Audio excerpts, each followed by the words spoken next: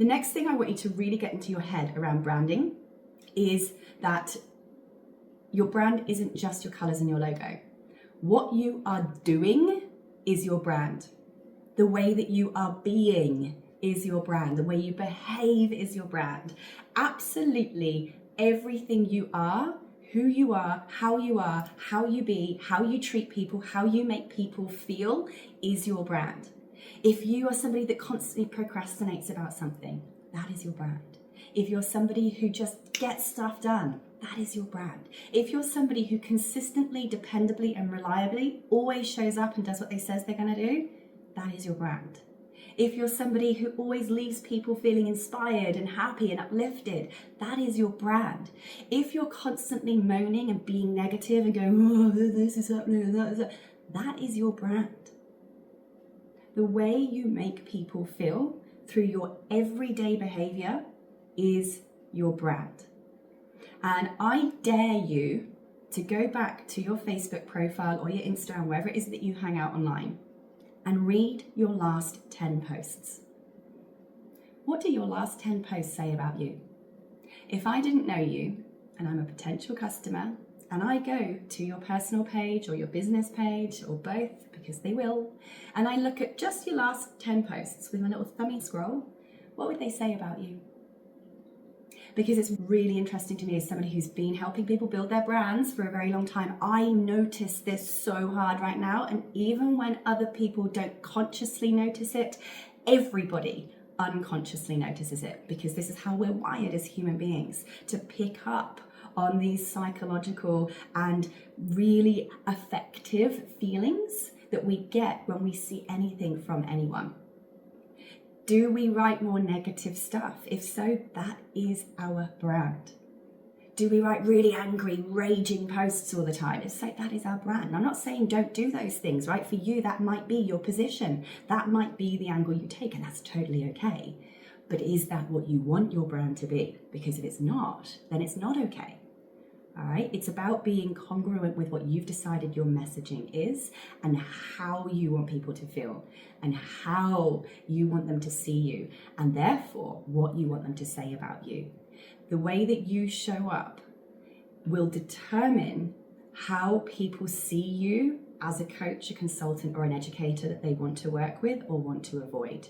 If you're somebody that's seen to get stuff done and get results, and you do that in a way that's fun and aspirational, but also true and authentic and realistic, they're going to want to work with you more than if it's always this and bitch that. Unless they're, of course, that you are a rebel brand, which I'll talk to you about in a second. And there are a lot of people out there who have built very successful brands, by the way, on coming the negative attack war zone angle. By the way, it's not wrong. You just want to make sure, what is it I want people to say about me?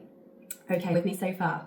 I hope people are starting to feel some kind of, ooh, this is different. It might be a new way of looking at branding for you, okay? Yeah, it's about you. You are the brand.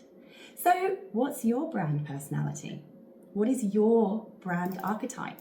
This, for me, changed my freaking life. Now, I do have a formal assessment, and by the way, this is an actual psychological brand archetype assessment. We have licensed this from a professional branding company, so this isn't a quiz that I've made up. This is actually a professional brand archetype assessment that is going to help you identify what your brand archetype is. Now, disclaimer, we've licensed this, so there is a fee to it. It's only about $30. This, for me, changed my entire business.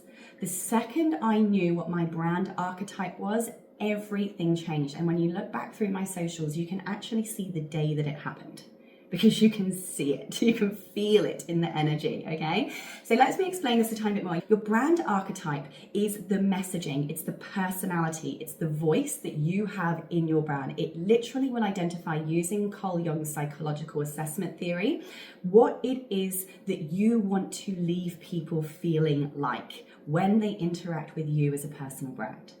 This is going to tell you what kind of archetype or personality style that you are. And when you know this, you are going to know exactly how to show up You're going to know what your voice is, your communication style, how you communicate your messaging. It's going to tell you, yes, about the colors and the energy of your brand as well, which is obviously then going to go on and inform everything. For me, it was even just how I dress. It helped give me permission and clarity to go out there and be more of me. Me turned up, like me on full beams, baby. So this is so amazing. And if you can afford the $30, I don't make any profit out of this. This is just literally the licensing fee we have to pay for this. It is going to change everything for you. I cannot tell you how big knowing what your brand archetype is. If anyone knows what yours is, it'll be really interesting to know. So basically, just to give you a very important element of this, you will see on our screen that I've got up here some of the names of the different archetypes.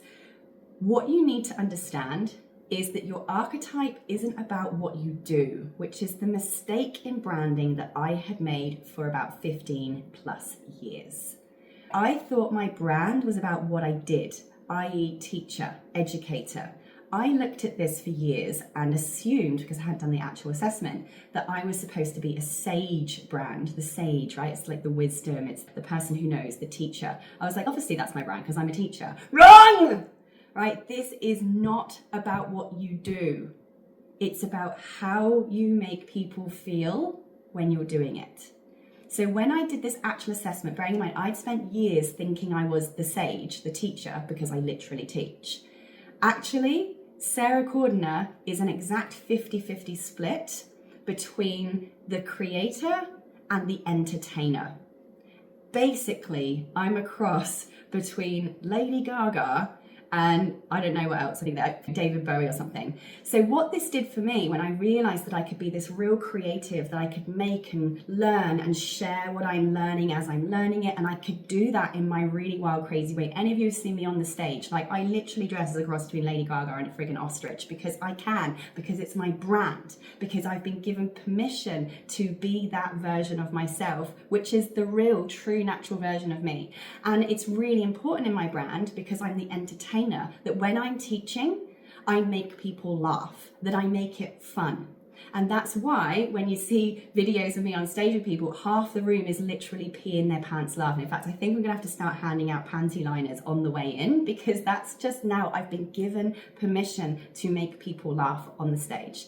And this is so different to how I used to be. I thought I was the sage. I have to be this very serious teacher. I'd wear very serious suits and I'd be very serious so that I'd be taken very seriously. And you look back at this branding and that's how you feel. It all feels very serious. Perfectly hair, everything was perfectly done and everything was very perfectly serious because I thought I had to be taken seriously. This gave me permission to be Sarah. And you feel the energy shift in everything. It's amazing. So this for you is absolutely life-changing. When you know this, I can't wait to hear what you all are.